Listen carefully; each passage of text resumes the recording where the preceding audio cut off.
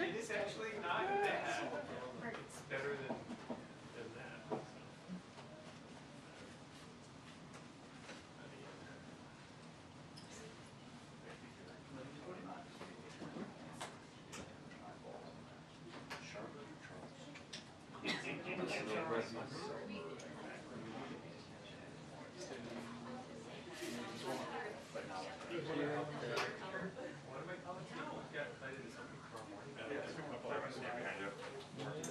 Well, that too.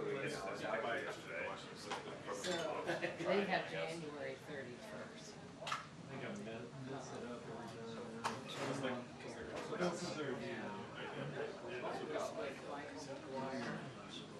WJMZ. Yeah, that wasn't much. But the secret bomb, the secret bombing plan. Secret bombing. Yeah, secret bombing. Yeah, that's it's the campaign. Bombing Cambodia. It's his tradition. Well, yeah.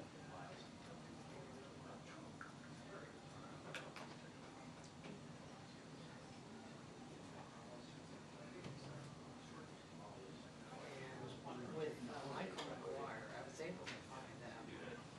But I wondered whether what they did is they also, at the same time, talked to probably Jamal Bates, because there's a picture of the, it looked to me like everybody was together.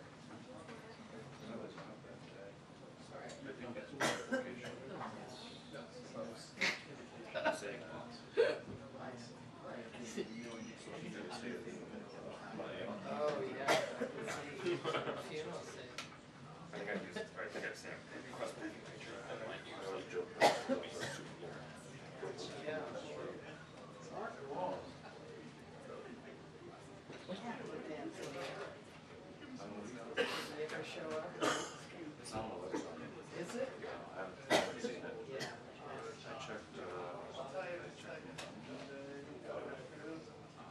So I've got meeting in the morning, what does it? I haven't found it. yeah, that one, there's a link on their website somewhere. We haven't got it. Probably TV in the morning. Allegedly it fell on iHeartRadio, competitor. Yeah. Shut down on the council, but allegedly. Because I like that. Links to everything, even though I know. So, Frank was This the one, VIP. yeah. Frank was the So the TV syndicates it out. I could find out in some other radio show reports their tap on that. I gave April last year. So, because sometimes all of this stuff, So someone under that syndication has to have TV. I take it back. They did not turn it. Okay. So this is the last one. This is Jessica. Is there anything else? Frequently, I mean, not like once a week, right? Trade off. Like, well, Trump was here. Trump's like, oh,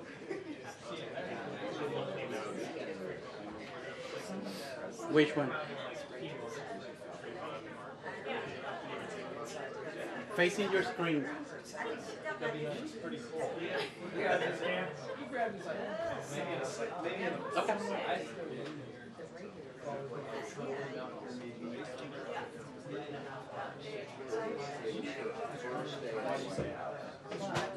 One of these, that's way out in the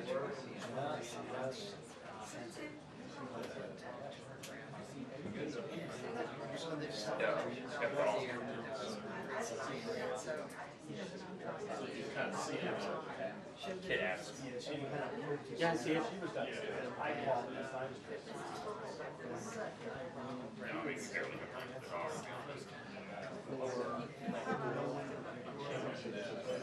I got all the time. Oh, yeah.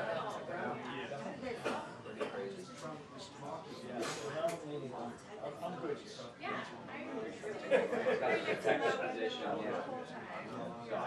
Alex Brandon, he Absolutely no way. It's good, but it's upside down. So I've got two of them. Are there? No, And then Did you wear it? yeah, but that's the position to close it. That's all I can do. Oh, there you go. There you go. You got it right. for their account. They look cool. You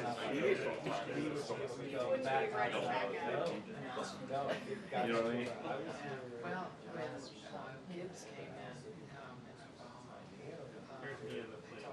Mm-hmm, no problem.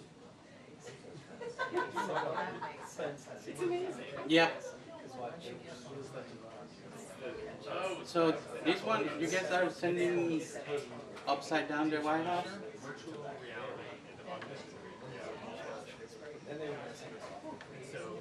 No, because check this out from the camera. This is the only thing I can do. No.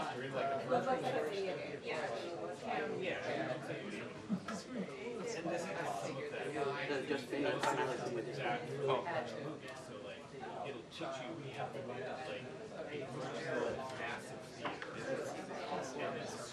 You want me to keep it that way? Do you know what you're doing in this photo? And it's pretty, Okay. and it's pretty amazing. There is no right.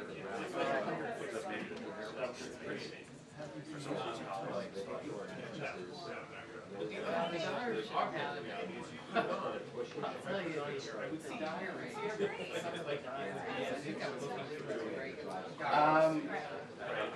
Yeah, but it's upside down. It's just chicken scratch. It's one page schedule and then all these lines. Okay, okay. In the real world. Okay. And that my message is over here.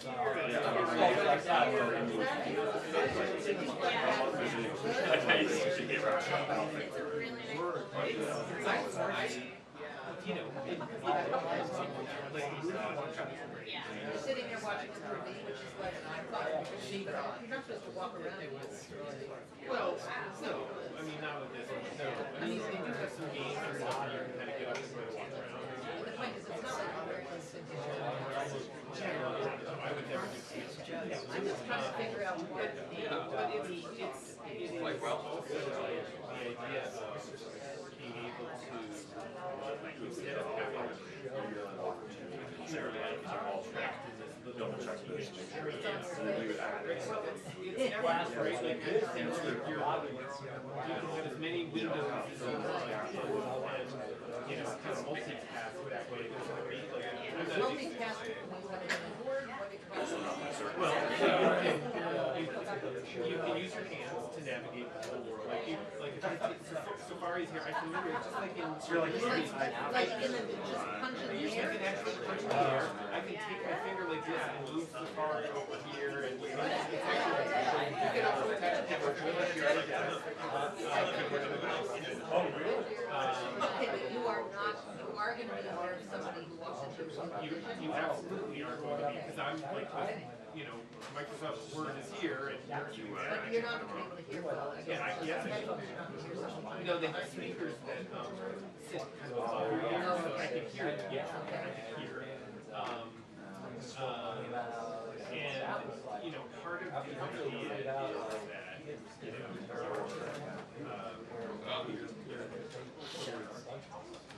like melding the real world with something. So like, you know, I look at a sign and it's in French, but when I look at it, it automatically translates to English, or you know, that kind of thing. It's like making. It's like augmenting. What about like conversations with other people with different languages? I mean, I'm sure you. Oh, I'm sure it would. Oh, that sounds like, yeah. We'll all be wearing these. I mean, I have to say, the inner Luddite in me is like trying to be against it just in an immediate way. Well, also, it's like, ugh, do you want something strapped on your face? Like, I mean, it is right now in version 1.0. It is heavy, it's not, I'm not sure you want, but I guarantee you. It is heavy? It is heavy, but I guarantee you in 10 years, you. It'll be Everyone will have it. it'll be like your Everyone eyeglasses. will all be Like your wearing it. sunglasses. Everybody will be doing It'll be it. like your It's the future. sunglasses. It I'll is circle back with absolutely- you in 10. Like, maybe like in 10 years I'll be like, you know, I mean, that device that you're holding in your hand, like I had the first iPhone on the first day it was announced, 2007, and everybody thought I was nuts because everybody said like why would you get something without buttons? Because everybody had a BlackBerry. oh. And See, I don't, can't even and it remember didn't my cut life. paste, like you couldn't cut paste between Yeah. you couldn't open 2 emails at a time. You didn't have an app store. Like You should watch that movie, Black. I did. It's good. But like you all have iPhones. I know. And that's and it's love the it. same. You will all have like a facial But computing they have like headset. those Google glasses. Yeah, that's and more. But that's actually cost.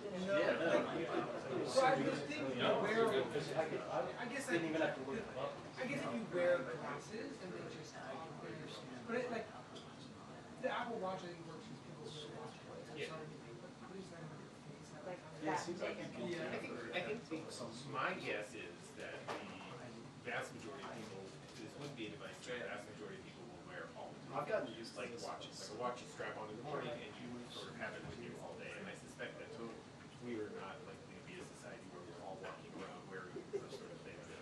But it looks like glasses. If it looks like glasses, but I also think it might be the kind of thing that just like, so let's say you go to your office, right? Right now you sit down at a computer and there's a monitor, right? Okay? And nobody like questions that there's a monitor at your desk. Yeah, Why wouldn't you sit down at your desk instead of like having a monitor? put your sunglasses on. Kind of put the thing on, you can Put sit your anywhere, sunglasses on. and it sort of creates a, I mean, I think that'll be the kind of like use case, right? At least for a while, that people want to like walk You know, around. okay, let me ask you a question. In terms of the, you know, adoption of these things, Yeah. since you're an early adopter. Yeah. Okay, so at first Are everybody you gonna thought, blame me for? I'm not blaming you. You want to get out of the building? I'm just asking. I've got them all. I'll have a transfer. I have nothing for you right now. No, I'm just, okay. So like, I get what you're saying, people said, oh, there's no keys. I get that. On the other hand, yes, I know we're all completely attached to this and immersed in it, but it is something that you hold in your hand. To me, there is a order of magnitude difference between this and something on your face. But you're wearing glasses and eventually it's. Yes, I think that it's might built be into your different. glasses. That might be different, but by then Elon Musk will have It'll be implanted implanted things, in your you know, hand. by then we'll all be cyborgs or something. Yeah. Yeah.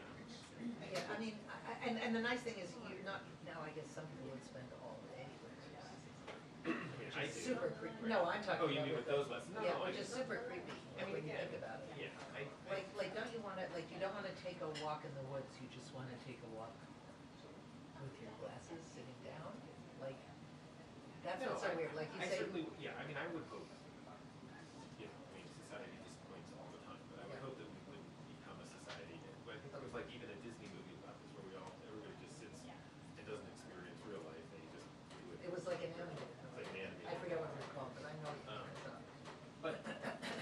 But like, there is also, Wally. Wally, yeah. Oh, yeah, Wally, which was a great movie. But I mean, I think the question is like, are there specific things that, you know, can be done wearing one of these Yeah. that couldn't be, you know, like. Oh, for sure, like for medical example, operations and stuff like right, that, definitely. even Just like robotics. Even those just this things. first version, like. Hi everyone, 2 minutes to the press Put it briefing. on. This is Al Taylor calling the last 2 minutes of the press briefing that I will be here at the White House. Thank you. Wait, what was that? Those owls in the car for the last 2 minutes. Oh, no, There's probably. And that was one of the robots that was With your fingers scrolling around upside down, you can click a There's button. no doubt, like you see at the bottom of every whatever website you go to, there's the ad for, I learned how to, some medical person, I learned how to do open heart surgery with this. I did 100 open heart surgeries. I could practice before I actually touched it in the heart. I mean, there's gonna be a process. Oh, no, definitely. Yeah. It's just, I guess it's for every utopia, there is a dystopia. Yeah, of course. And this one in particular is really hard to talk about, at least with the phone.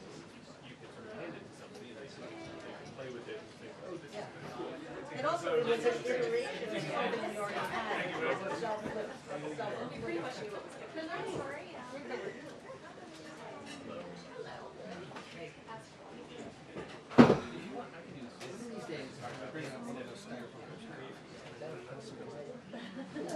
Just don't trust myself.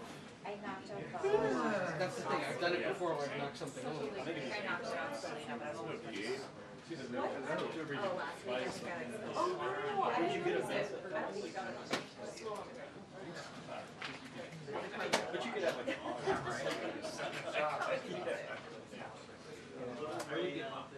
you can look. That's you want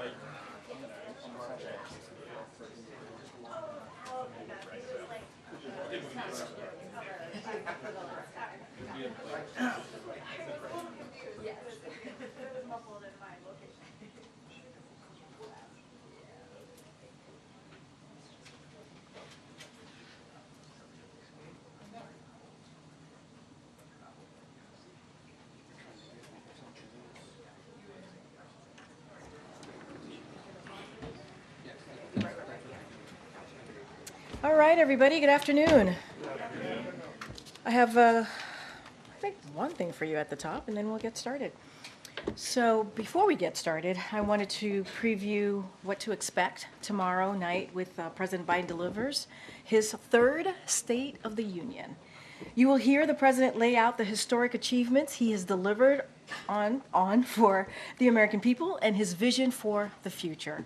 Looking at what President Biden faced when he came into office and where we are now, it is clear he's got more done in the first 3 years than most presidents have accomplished in 2 terms. He will talk about the success in implementing his agenda, from infrastructure to chips to lowering drug prices and getting rid of junk fees, as you heard him speak to yesterday with his competition counsel. He will talk about whose side he is on and his plan to improve the lives of all Americans.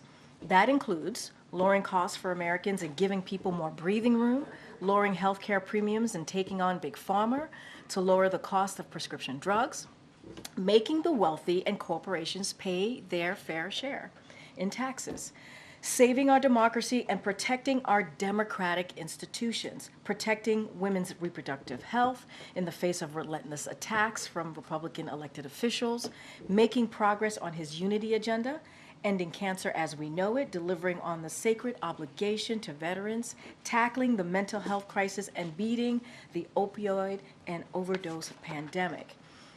We will have more to share tomorrow, but fundamentally, the president will outline an agenda that is about continuing to build on the progress that we've made over the last 3 years. The president has always been an optimistic person, as you all know, and even in the face of challenges that we have in front of us, he will share why he is hopeful about this country's future and why it is a mistake. It is a mistake to bet against the American people.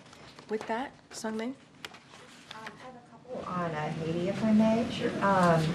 So earlier today, Ambassador Linda Thomas-Greenfield said that the U.S. has asked the Prime Minister to, quote, move forward in a political process that will lead to the establishment of a presidential transitional council that will lead to elections. So I just want to clarify, does that mean a resignation? Did the U.S. government ask him to resign directly? So a couple of things. We are definitely not pushing the Prime Minister to resign. That is not what we're doing, but we have underscored that now is the time to finalize a political accord to help set Haiti on a path to a better future. And that is something that we've been working on for some time. We've been working on that with the CARICOM, so that is nothing new. We've had those conversations, and also the Haitian partners on the path to restoring democratic order in Haiti through free and fair elections, inclusive governance, and power sharing. This will give the people an opportunity to democratically elect their prime minister. Again, this has been a conversation that we've had with Haitian partners, CARICOM, for some time now, so that is not new, and we certainly are not pushing him to resign. Even though you're not directly calling on him to resign, can you just discuss the timing of why you're encouraging of this transitional government now? And also, because obviously the White House has long resisted, specifically pushing for his resignation, even if you aren't doing it now. So can you just talk about the timing of this encouragement of why you're doing everything the way you are right So now? again, we're not pushing, as you just stated in your question, for the Prime Minister to resign. This has been a long time conversation that we have had with our Haitian partners, with CARICOM, on making sure that there was a path to restoring democratic order. So that has been consistent with what we have been trying to do for some time now. And we believe, it is the Haitian people, they need to have an opportunity to democratically elect their Prime Minister. And so there needs to be a plan in place, obviously, to do that. And so that's what we're encouraging. But we've been having these conversations for some time now. And one domestic matter, back in February of 2021, President Biden said Donald Trump should not be given the traditional intelligence briefings that were given to former presidents because, quote, what value is giving him an intelligence briefing? What impact does he have at all, other than the fact that he might slip and say something? Does the president still feel that way now that Donald Trump is on the way to becoming the Republican Party's nominee and would be entitled to the briefings that a party candidate would get? I think the president's words stand today, as he stated them however long ago. I don't think his mind has changed on that. I just don't have anything to add. Will you do anything to block him from getting these briefings later this year? I don't have anything to add, but the president was very clear about how he felt about that, and I would say those comments certainly do stand today. Thanks, Karine. Can you confirm that the White House invited the Ukraine's First Lady to the State of the Union, but that she declined to attend? So the White House did invite Mrs. Zelenska to the State of the Union. She was unable to attend. I would refer you to Ukraine as to her reasoning why, but she did indeed receive an invitation from us. And there was also an invite that went out to Navalny's wife. Can you talk a bit about how the president may address foreign policy issues? Of course, he's going to be speaking to Republicans, many of them who, he wants to convince to back more funding to Ukraine. So, look, I'm going to be really mindful and not get ahead of the president on his State of the Union remarks, so not going to lay that out and how he's going to address Republicans, as you mentioned, who will be in front of him. But, the president, as it relates to certainly Ukraine, the president's going to continue to make his case that House Republicans need to move forward. The Speaker needs to put the National Security Supplemental on the floor. We know that it would get overwhelming support. And also, it's also about our national security, our own national security. And so we can't let politics get in the way of our national security. So the president's going to make that clear, and I'll just leave it to the president. As he would say, stay tuned. Stay tuned for tomorrow. Just to be clear, he'd make those points clear at the State of the Union. He's going to continue to make that case clear. You asked me how he's going to do that or lay that out tomorrow in the State of the Union. I just don't want to get ahead of the president. But our message continues, right? As it relates to national security supplemental, obviously the Ukraine aid is included in that supplemental. Justice Navalny also invited and couldn't attend. So I talked about this yesterday. Mrs. Navalny was indeed invited personally by the president. She was not able to attend. I would refer you, obviously, to her to explain why. But yes, she was invited. Lastly, on the Yes. Russian missile strike, it was only about 200 feet away from President Zelensky. That's according to one of our sources. And a source close to Zelensky tells us that they believe Zelensky was the intended target. Is the U.S. looking into that strike? Do they believe that Zelensky was, in fact, the intended target? So I can't speak to what they were targeting. That's not something that I can speak to, but it appears that it landed near, as you just said, the convoy. And I think Russia's actions speak for themselves here, but I can't speak for their exact target. Karine, do you have any reaction to the sailors that were reportedly killed in the Houthi attack? So let me say a couple things about that. That happened earlier today. So today the Houthis have killed innocent civilians by continuing their reckless attacks against international commercial shipping, which impacts countries throughout the world. The ship they attacked was a Barbados-flagged Liberian-owned bulk carrier. It was not a U.S. ship, contrary to what the Houthis claimed. These reckless attacks by the Iran-backed Houthis have not only disrupted global trade and commerce, but also taken the lives of international seafarers simply doing their jobs. We offer our condolences, obviously, to the families of those who lost their lives, and again condemn the Houthis for these attacks. And we will call on governments around the world to do the same and join us in bringing to a halt these appalling attacks. Thanks. And then one more on Haiti. We understand that the Prime Minister, Henry, is located in the United States right now in Puerto Rico. Could you talk a little bit about what his status is there and what the United States is doing as far as his travel logistics? So I cannot speak to the Prime Minister's travel. He would have to speak to it himself. I just cannot speak to that. Okay. And then should we expect any policy, like detailed policy rollout associated with the State of the Union tomorrow? I don't have anything to share at this time. The president, I'm not going to get ahead of the president, certainly, as he would say, stay tuned, stay tuned. Okay. Karine, did the president have any reaction to Dean Phillips suspending his presidential campaign? I don't have any reaction. I would have to refer you to the campaign on that specific. Can you tell us generally whether you know if the president thinks there's, legitimacy behind some of the main reasons that Phillips decided to run for president? Concerns about the president's age, concerns that he is a vulnerable general election candidate. Is that something you've ever spoken to him about? So, going to be really careful. We're talking about an upcoming election, and obviously in November, so going to be really mindful. Look, this is why I think the State of the Union is going to be really important. The president's going to lay out what he has done the last 3 years, the successes that he's had, historic successes that he's had. He's going to speak to how he sees the future for this country on behalf of the American people. And I think that's going to be important. And I would say this, as it relates to part of your question, the president has been very clear. He's been very honest about his age. He knows that. He makes jokes about it, right? He makes jokes about his friend Jimmy Madison, right? He gets that. But this is also a president that has gotten done more in the last 3 years than most presidents have in their 2 terms of presidency. And that is what we've seen from the data. And a lot of that is because of his experience. His experience matters. His experience as 36 years as a senator, 8 years as vice president, and now into his first term as president, it has shown that he can get things done. We see that with the economy. We see that what he's trying to do with lowering costs. We see what he's trying to do with lowering healthcare costs, and a lot of historic pieces of legislation that was done, that are now law, obviously, that was done in a bipartisan way. And that's because of the president's experience, and I think that matters. And I'm just going to let the president speak more to his future, his vision, what he sees for this country tomorrow night.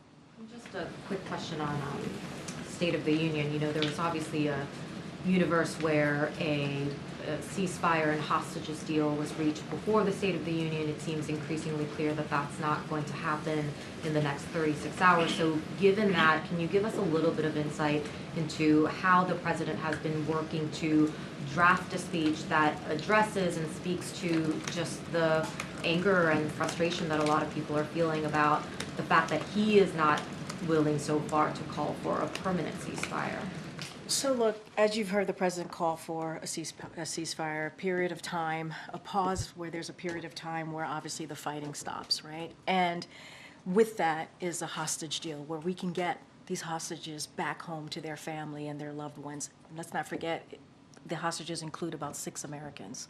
And so that's incredibly important. At the same time, let's not forget getting that all-important humanitarian aid into Gaza, to the Palestinian people. And so that is important.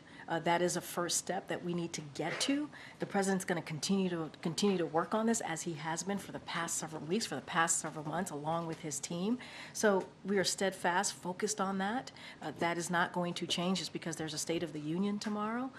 And so the president is going to be optimistic. He is. As it relates to his speech, look, these speeches, all of them, they take massive undertaking, right? They take a lot of work, and to actually meet the moment of where we are as a country, and also lay out the future for this country. So not going to get into specifics as to how he's working through that. You'll hear it from him directly, but the president certainly is going to meet the moment where we are as a country, lay out the progress that we've seen in the last 3 years, and not just that, how do we build on that progress? Do you happen to know what about the speech writing process this time around the president has found most challenging?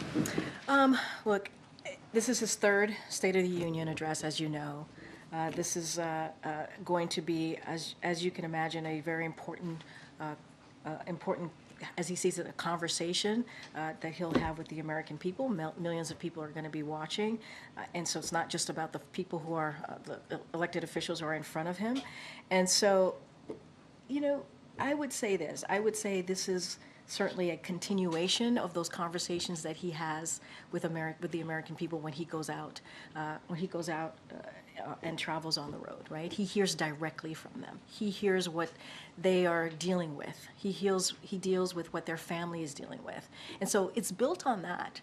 It's built on those conversations, that experience that he has, and knowing and having his finger on the pulse is certainly about what the American people have been going through these past 3 years. Going to be really mindful, not going to dive into his thought process. I think when he delivers his speech tomorrow night, you'll get a good sense of where the president is and how he sees where we are at this country, the State of the Union, obviously, hence the opportunity that he has tomorrow. And so I will just leave it at that. Yeah, thanks. After Nikki Haley withdrew this morning from the Republican presidential primary, President Biden issued a statement in a direct appeal to her voters. Does President Biden plan to reach out to Nikki Haley at some point, and has he yet, or hasn't yet? That's for the campaign to speak to. I don't have anything on that for you. Yeah. Okay, Mike. Yesterday, I believe, Jake Sullivan announced that the administration backs a bipartisan bill that would lead to the banning of TikTok. Does Jake's views represent the views of the rest of the White House? So just a couple of things, and I'll get to your comment about the banning, but I do want to say a couple of things at the top. The administration has worked with members of Congress from both parties to pursue a durable legislative solution that would address the threat posed by certain technology services operating in the United States that put at risk Americans' personal information and broader national security.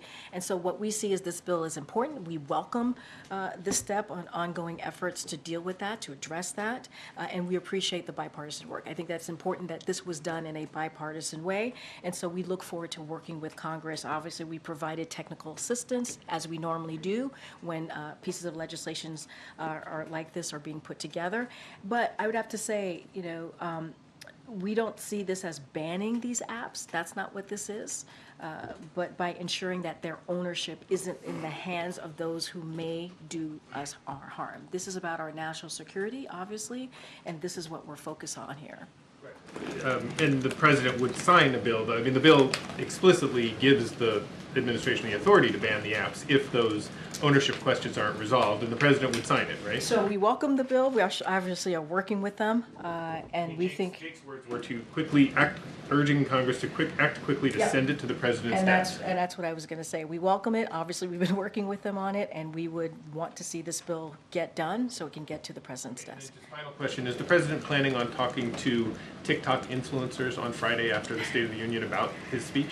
That's a good question. I don't have anything for you on that, on his schedule for tomorrow. Once we do, we certainly will share that. Friday. For Friday, pardon me, for Friday. As you know, he's going to be on the road on Friday. I don't have anything. And if he does, you wouldn't see any contradiction between the fact that the president would be using a technology that he's urging Congress to... Here's the thing, and I've been asked this question multiple times about TikTok and our use of TikTok. As it relates to the campaign, I know the campaign has created a TikTok account. I would let them speak to that. That is their strategy. Would let them speak to that. And we've said this before. We are going to try to meet the American people where they are. We are. I mean, we're trying to reach everyone. The president is the president for all Americans, and so that's what we're trying to do there. Even if it's a dangerous platform. But it doesn't mean that we're not going to try to figure out how to protect our national security, right? That's what we're doing here. That's what you see in this bipartisan legislation that's being moved forward, that you heard from Jake about, that you're hearing from me about. Doesn't mean that we don't do the work to make sure that we protect Americans, and that's what we're going to do here. Got time. Thanks, Karine. My colleague reported that U.S. officials told members of Congress in a recent classified briefing that the U.S. has quietly approved and delivered more than 100 separate foreign military sales to Israel since the Gaza war began on October 7th. I'm wondering if the administration has any comment on just the scale of the amount of, or the White House has any comment on the scale of the amount that's been transferred. I'm just not going to comment on that. And whether the White House thinks that there should be more transparency around I'm not going to comment on reporting and what you heard. I'm just not going to comment on that. Thanks, Karine. Just one more point of clarification on the TikTok stance. Are you saying that President Biden would sign the bill in its current form? Because the NSC statement said that you wanted to work with members of Congress to put it on stronger legal footing. So it sounds like he would not sign it in its current form. We would need it to be worked on, right? As we have stated, we welcome the steps that they've taken. Obviously, it still needs some work. Obviously, we're providing technical support. And once it gets to a place where we think, to your point, it's on legal standing and it's in a place where it can get out of Congress, then the president would sign it. But we need to continue to work on it, obviously. One more on the Houthi attack. Can you say if the U.S. is readjusting its military strategy against Houthis in response to this deadly incident? Is the U.S. going to step up attacks on Houthi positions in Yemen in response? So look, the U.S. obviously is going to continue to take action. And we believe that, and I'm not going to get into national security here, we believe that we have been able to degrade their capabilities in the actions that we've taken over the past several weeks, several months. And so that's been very clear in our assessment. But this is not just our problem. Obviously, this is an international one. So we are working in a multinational coalition to deal with what we're seeing currently by the Houthis. And so, look, this is something that we're going to continue to do. We're going to continue to take action. And that's what you have seen this administration do over the past several weeks. Okay. Continuing on the Houthis, why is the U.S. Navy having so little effect on stopping these kinds of attacks from happening? So as I was answering the question to Jordan a second ago, I'm not going to get into specific intelligence here, but broadly speaking, we know that the strikes have indeed impacted on degrading their capabilities, and that's important. We have taken out significant amount of Houthi weapons, and our military is regularly destroying Houthi missiles, and when they're being loaded and prepared to launch, but before they can actually be fired at commercial ships. So that's what we've been able to do. So we will continue to act as needed to degrade the Houthis' capabilities, and this is a process. This is a process here. Does the U.S. Still hold Iran responsible for these attacks? It hasn't changed. Our stance on that has not changed. And what would happen if the Houthis hit a U.S. naval ship?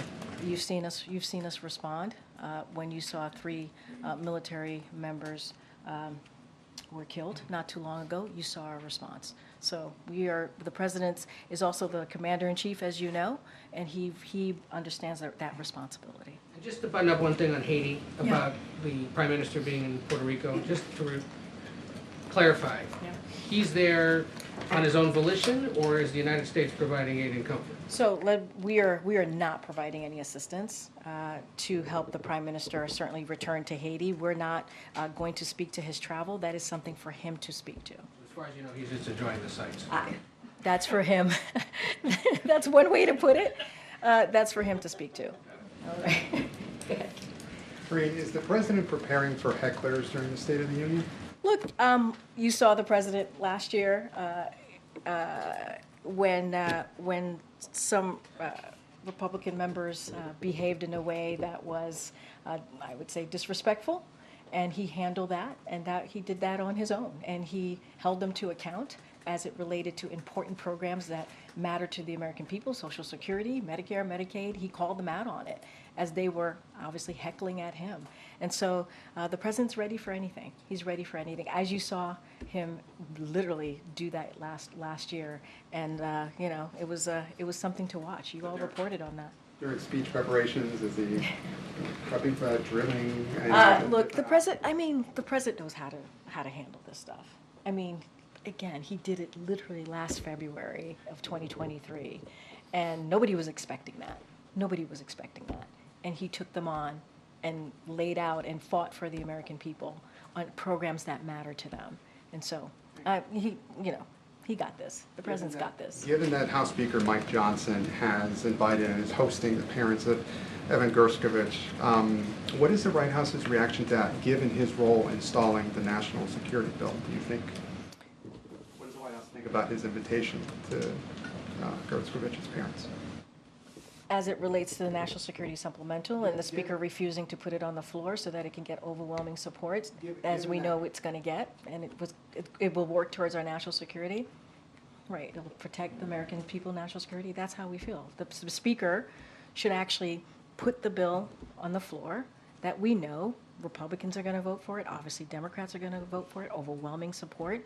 If he cares about our national security and put politics aside, he should do that. I ask because the White House has said before that the Speaker, by stalling the national security bill, he's giving aid to Russia, and now he's invited. I mean, that still stands. I mean, you know, I was just asked by one of your colleagues about the convoy, right, where President Zelensky was and the attack that happened near his convoy. We know what Russia is up to. We've seen what has been happening on the battlefield over the past several weeks because of Congress's inaction. And so we've been really clear. When the big four were here just last week, the CIA director was in the room, and he laid out the dire consequences for Ukraine. Look, we have to stand up for, just like the brave Ukrainians are standing up for democracy, we have to do the same. It also speaks to our own national security.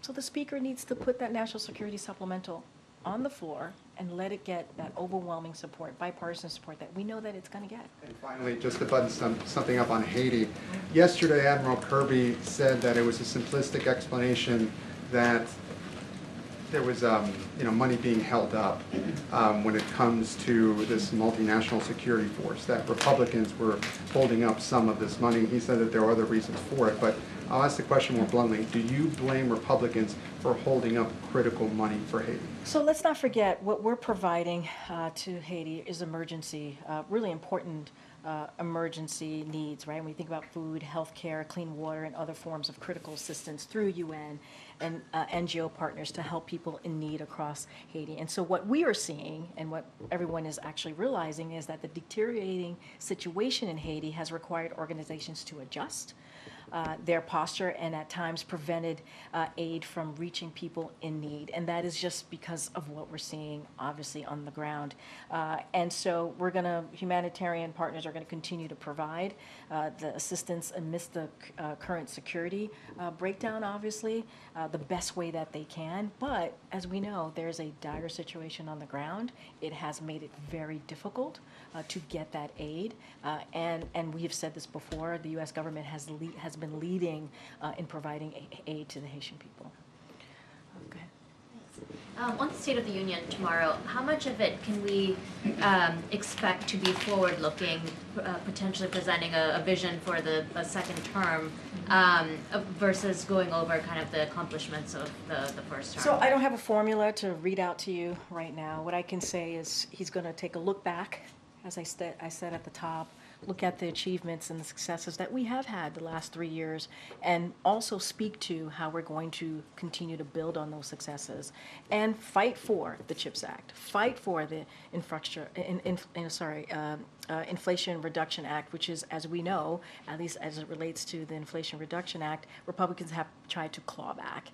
And these are important pieces of legislation that we need to continue to implement and protect. So you're going to hear him talk about that. I've talked about other things that the president wants to focus on, lowering costs, fighting for our democracy, fighting for reproductive rights. So he's going to talk about that, talk about the future, talk about his vision for the American people. He's an optimistic guy, as we know, but I don't have a formulation on percentages or how that's going to be divvied up, but that's what you can expect to hear from the president. And is the administration still debating taking executive action on immigration? I mean, we've been clear about this. The bottom line is the best way to have moved forward on dealing with immigration, dealing with the border challenges that we're seeing, was for Republicans to have gotten out of the way, not let the former president tell them what to do, and actually move forward with a bipartisan proposal that came out of the Senate. That would have been the toughest, the fairest way to have moved forward with dealing with our immigration. As it relates to an executive action, that we believe that's the best way to do that. No executive action would have been able to have the impact that bipartisan proposal would have had. We're always going to look at and evaluate everything, but we just have not made a decision on that. Is there a timeline for when that decision will be made? Don't have a timeline for you. Again, the best way to move forward to deal with this broken immigration system that has been broken for decades, the best way to move forward with the challenges at the border is to get this bipartisan proposal moved forward. Go ahead, Nadia. Thank you, Karine. Since you don't have a comment on the Washington Post story, I hope you have an answer for my question. A group of House Democrats sent a letter to the president saying basically that an Israeli invasion of Rafah will be in violation of U.S. law and international law when it comes to weapon sales to Israel. So do you think that Israel has been abiding by the U.S. law despite the fact that 70% of the people being killed are women and children? So I've heard about the reporting of the letter, so I don't want to, I haven't seen the letter, so I can't speak specifically to it. No, but I'll give you an answer that I think will address your question. So, look, as you all know, our support, we have supported Israel as they defend themselves against Hamas, a terrorist organization. As you know, that has been the policy here. We also continue to urge Israel to do everything possible to avoid civilian casualties. And even as Hamas has embedded, let's not forget, they've embedded, and I know you know this, itself among civilian population. That is something that they have done. As we have said, there have been far too many civilians who have been killed in this conflict. It's far too many. And the president understands that, the vice president understands that, this entire administration understands that. And there's not enough humanitarian aid getting in. We need to increase humanitarian aid. And you've heard that again from the president, you've heard that from the vice president. And so that's why we're working so hard to get that hostage deal. As we know, that would lead to a ceasefire where the fighting would stop. We can get those hostages home to their families. We can get that all needed humanitarian aid to the people in Gaza, which need it, obviously need that critical aid. And we're continuing to do what we can, right? The airdrops that were successful, we announced that yesterday. There's more coming from the Department of Defense.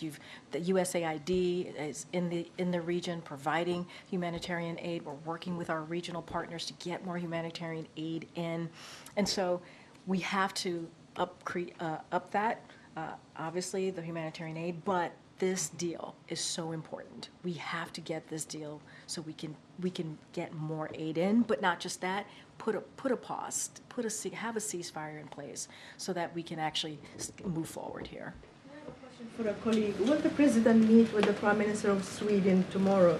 He's on his way here. Will he be a guest at the State of the Union? And will the president, I know you don't want to speak ahead of the speech, but will he talk about Ukraine and the success of the administration bringing Finland and Sweden into NATO? So I'm going to be really mindful, I'm not going to speak to the president's speech here in detail. And so going to be really mindful. I don't have anything to read out on a meeting there with the president. I believe the Secretary of State is having a meeting with the Sweden Prime Minister, so obviously you can reach out to them. Just don't have anything else to share beyond that. Okay, Danny. Thanks, Karine. On Haiti, given the dire situation there, is there any consideration of sending U.S. forces in any way to stabilize things there? No. As you know, there is the Kenyan has agreed to send about 2,000 forces there. So that was recently signed, and that's going to move forward. But there is no plan to bring U.S. forces into Haiti. Also on Haiti, earlier you said that the administration is not pushing Henry to resign. Are you denying that yesterday the administration asked Henry to stand aside for a transitional government and an interim prime minister? What I can say is we're not pushing the prime minister to resign. We're just not. Now, have we been working with CARICOM? Have we been working with our Haitian partners to put forth a plan to figure out how do we move forward in restoring democratic order in Haiti through free and fair elections? That is a conversation that we have had, but we are not pushing the prime minister out to resign. The administration asked him to stand aside. We are not pushing. I think I just answered that question. We are not pushing him to resign. Thank you, Karine. New topic. I wonder what it is. Has President Biden called to congratulate Jason Palmer?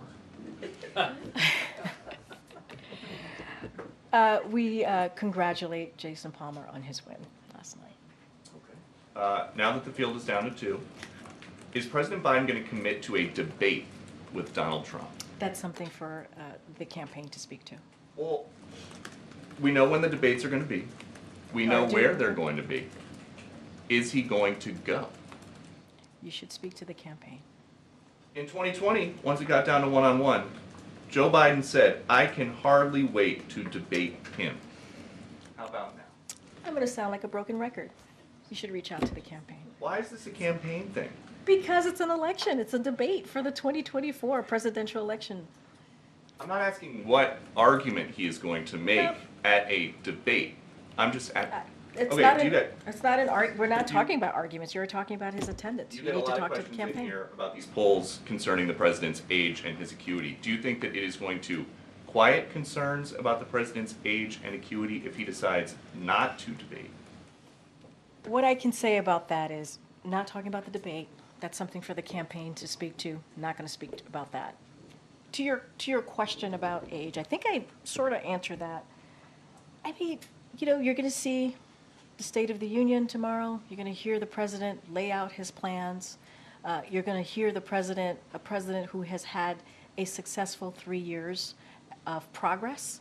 Still a lot more work to be done, but a progress nonetheless, and how he's going to build on that. Bless you. Did you say something? Well, you know, okay.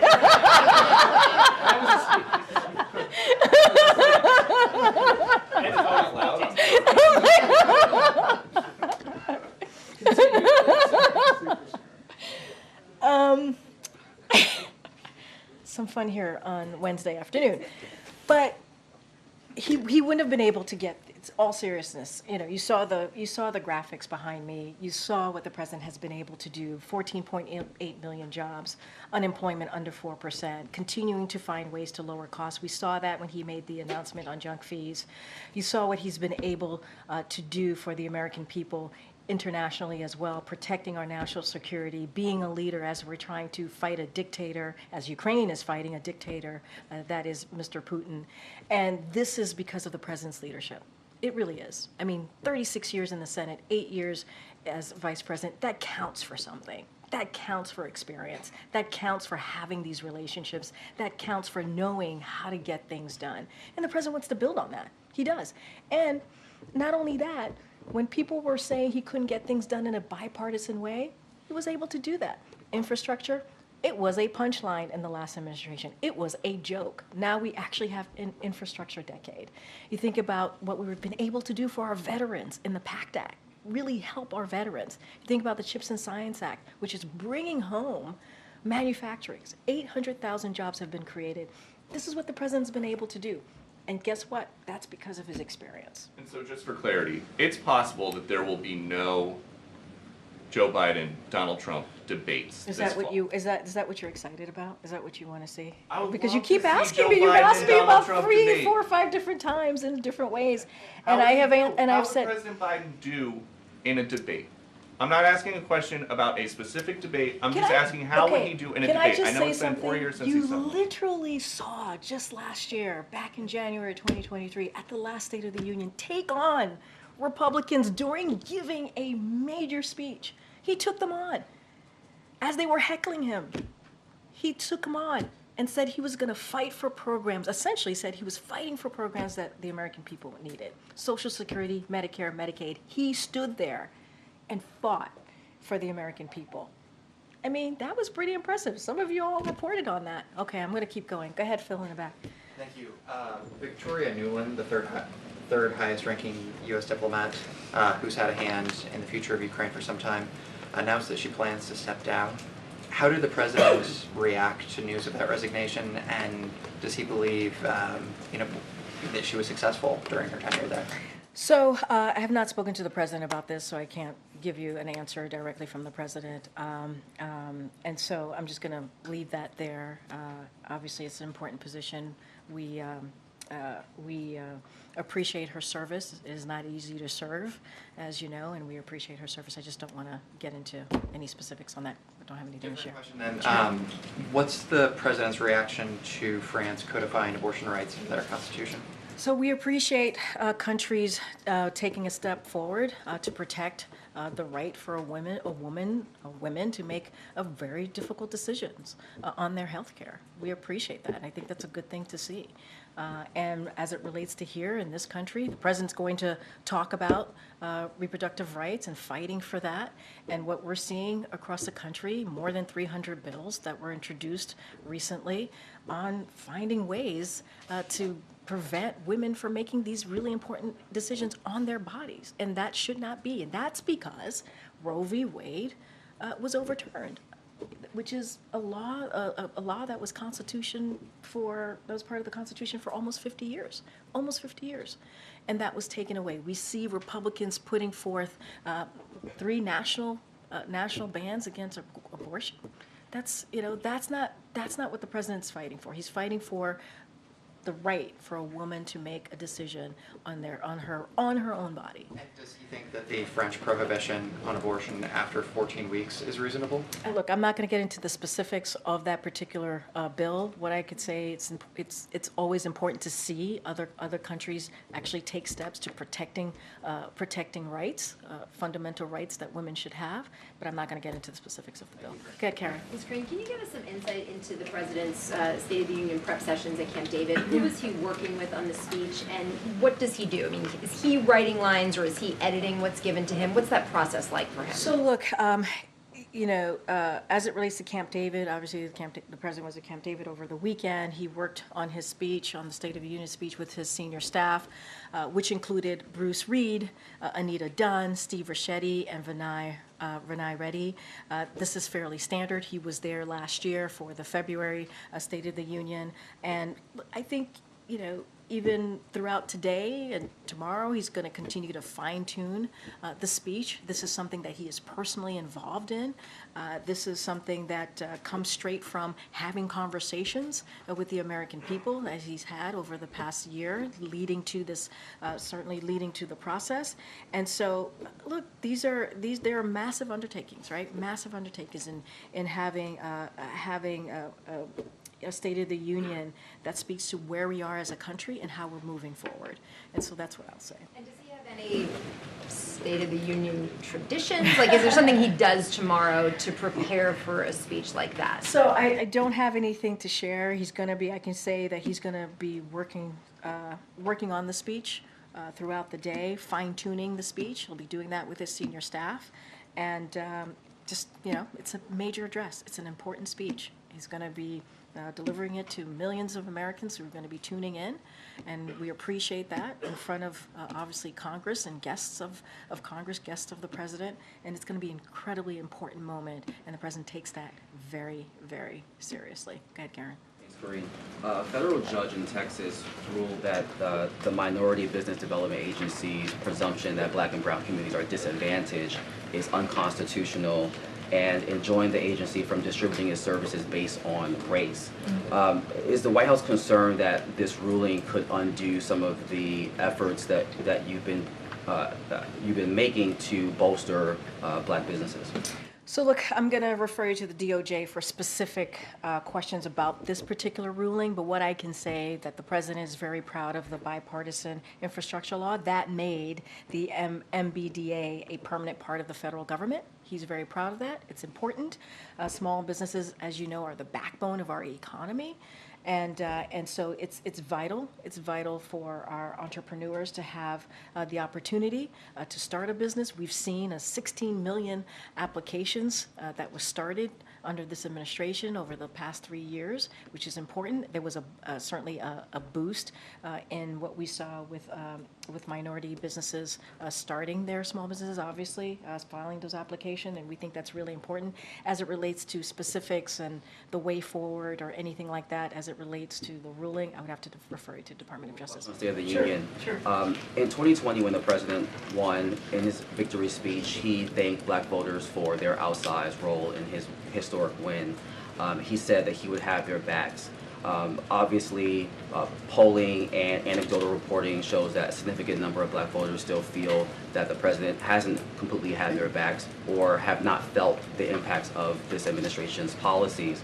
How much of this speech does the president see as an opportunity to lay out what he believes he has done to have the backs of Black Americans? So look, we understand that it's complicated, right? In the sense of what the American people have gone through the last 3 years. We came in, there was a pandemic, and there was an economy that was in a tailspin. So we get it. We get that some Americans are trying to still figure out where we are and what's going on and what this administration has done. This is why the State of the Union is going to be so critical, so important, because the president gets to lay that out. It gives the president an opportunity to speak to that.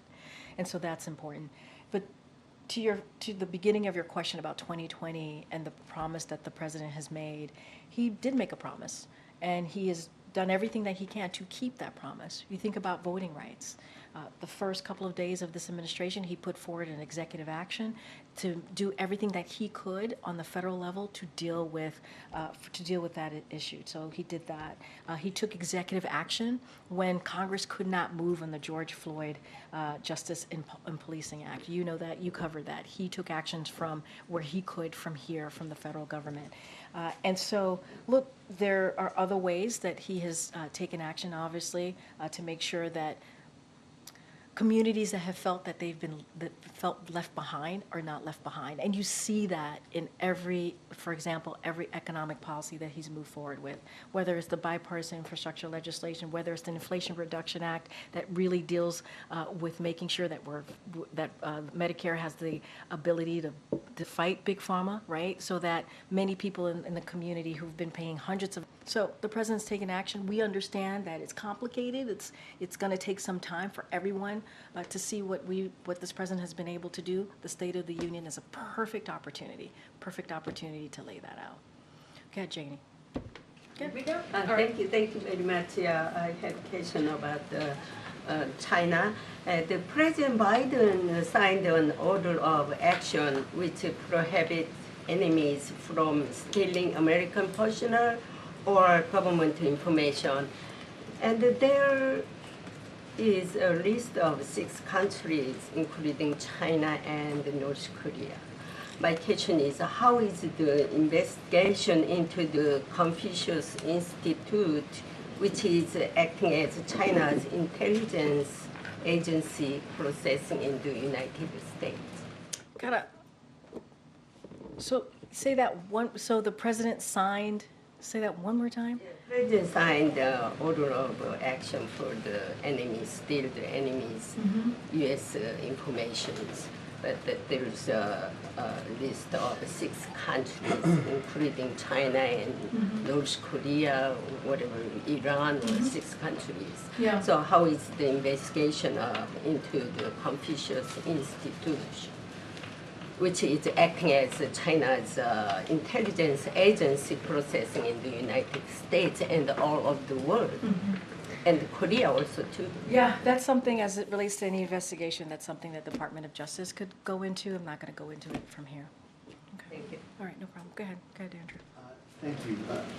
When the president speaks tomorrow night, you said he's going to talk about his efforts to bolster democracy. Is he going to have a message for people viewing this in other countries and U.S. allies? Because I'm looking at some polling data from the UK. It says that 48% of British adults see the West's response to Putin and Russia getting worse if the president loses re-election. Over half, 52%, say that if the president loses re-election, the West's approach to climate change would worsen. Is he going to try and reassure people around the world that democracy is strong and project strength that he can win the election? So, going to be careful because you're asking me this question as it relates to the election, and upcoming election is going to be super. No, wait. Every time I say that, everyone gets a little upset that I say that. But I'm going to try and answer your question. But I just have to be super mindful here. I mean, that's just how it works here. I'm a federal employee. There's something called the Hatch Act. Got to be mindful. And so, look, I talked about how the president's going to mention the National Security Supplemental and how important it is, as certainly because we've seen what's going on in Ukraine, right? And one of the things that we know and we believe, and this is something that I had mentioned that the CIA director shared with the Big Four, is that we see that Ukraine is losing ground on in the battlefield right now, and we believe it's because of Congress's inaction, right? And so it does matter. It does matter if we take action or not. It does matter that if we get this national security supplemental done or not. It does. Other countries look at what we're doing. The president has led the way in bringing NATO together, led the way in bringing other countries, 50 countries plus, together on making sure that the brave people of Ukraine have what they need, the security assistance that they need to fight against Russia's aggression. So yeah, it does matter. It does matter how we move forward.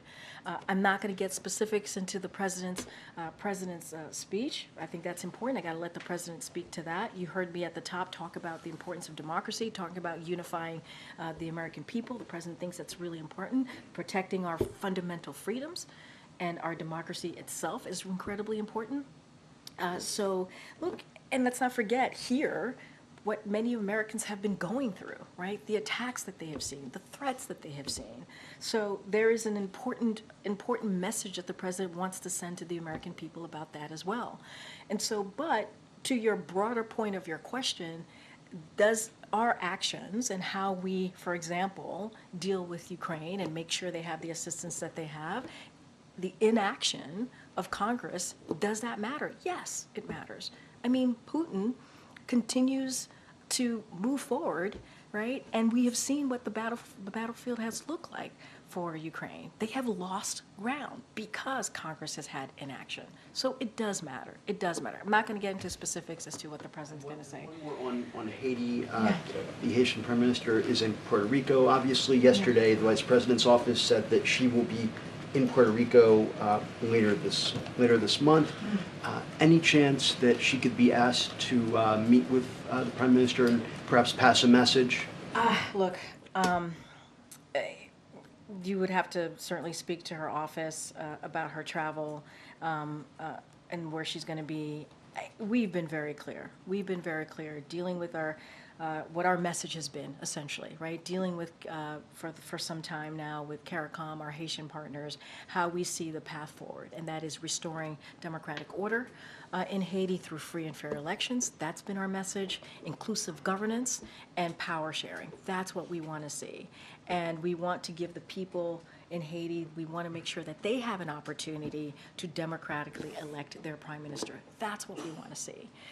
And I will leave it there. Thanks, everybody. Thanks, Karine.